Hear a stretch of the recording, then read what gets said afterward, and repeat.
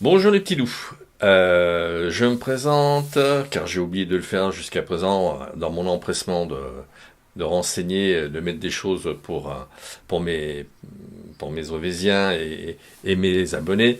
Donc, comblons cette lacune. J'ai commencé à faire de la photo à l'âge de 14 ans. Je faisais des photos meilleures que mon papa.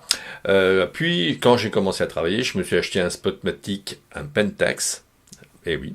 Comme tout le monde, à mes débuts, j'ai fait un peu de tout. J'ai fait de la macro, du paysage, puis j'ai commencé à faire mes griffes sur des sujets que je côtoyais et que je trouvais sympa, mes potes de karaté, quand ils faisaient des compétitions, auxquelles j'ai aussi participé comme compétiteur.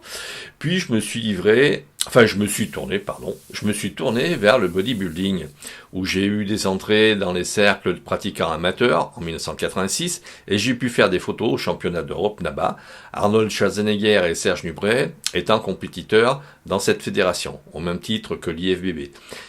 J'ai aussi pris quelques vues au championnat du monde de rock acrobatique, je sais plus en quelle année, mais bon, peu importe. Là encore, parce que je pratiquais le rock sauté au Studio 4.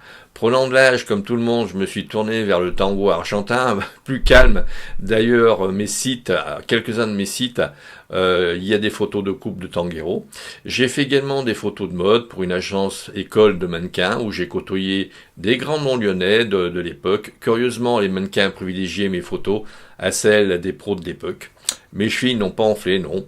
Je n'étais pas peu fier quand même, faut le dire. Mais bon, qui s'inquiète de connaître les grands noms de la photographie de l'époque, hein, pour dire David Hamilton par exemple, on oublie il a été un grand monsieur de la photo dans les années 70.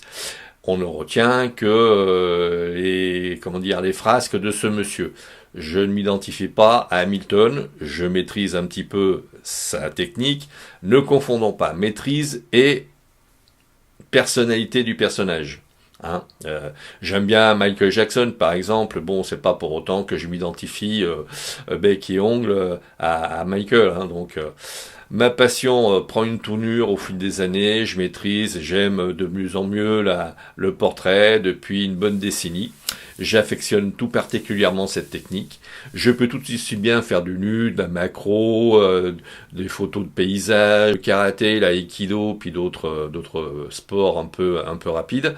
Bon, tout ça pour vous donner un petit peu mes diverses compétences photographiques. Dans la foulée, voici les thèmes que j'aborderai également, faisant suite à mes projets de vidéos à venir. Alors, comment s'habiller quand on est modèle? Qu'est-ce que je mets? Je vais à un shooting, que fais-je? Pour un mariage, on met du blanc pour les dames.